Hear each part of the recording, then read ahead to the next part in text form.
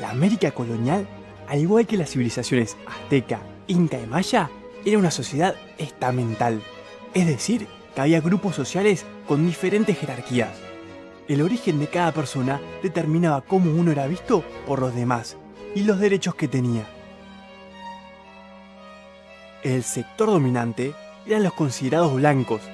Este grupo estaba formado por los españoles nacidos en España, también conocidos como peninsulares, y los descendientes de españoles nacidos en América, a quien se los llamaba criollos.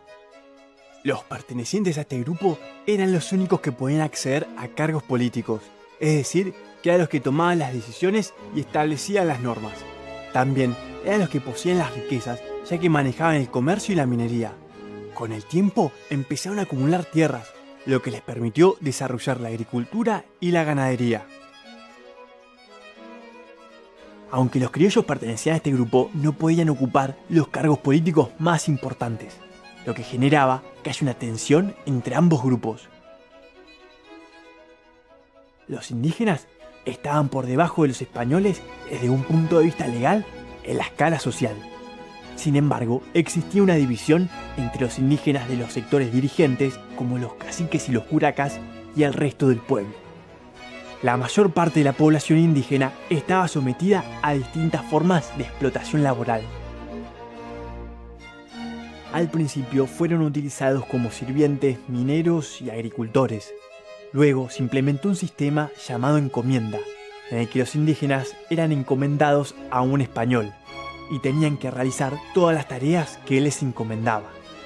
A cambio, el encomendero, es decir, el español, se comprometía a convertir a los indígenas al catolicismo. En los Andes surgió una forma de explotación particular denominada mita. ¿Les suena?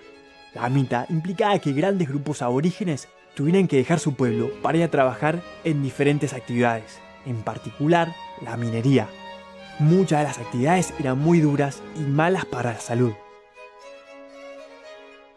Los europeos estaban en la búsqueda de mano de obra que pudiese trabajar en las plantaciones y la minería, ya que luego de su llegada al continente americano, la población de nativos había disminuido drásticamente.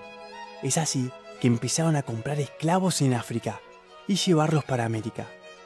Alrededor de 10 millones de africanos fueron despojados de su hogar y llevados al continente americano.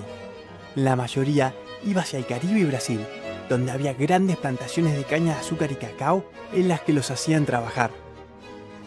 El esclavo era considerado propiedad del amo, quien podía hacer con él lo que quisiera, ya que no tenían derechos. Eran obligados a trabajar muchas horas por día sin descanso y en condiciones muy duras.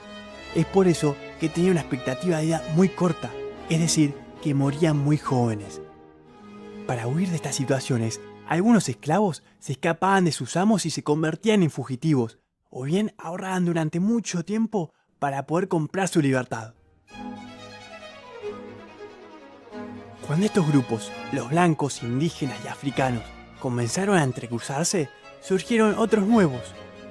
Los nacidos en la mezcla entre estos grupos recibían distintos nombres.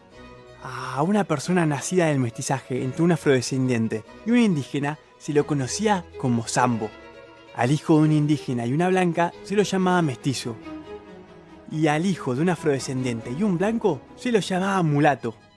Se usaron una inmensa variedad de nombres para nombrar a los hijos de las diferentes combinaciones posibles, y muchos de ellos pocos amistosos.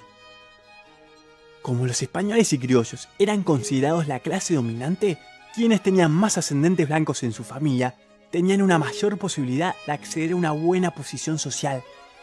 Por el contrario, quienes no tenían esos orígenes sufrían desventajas y eran tratados con inferioridad.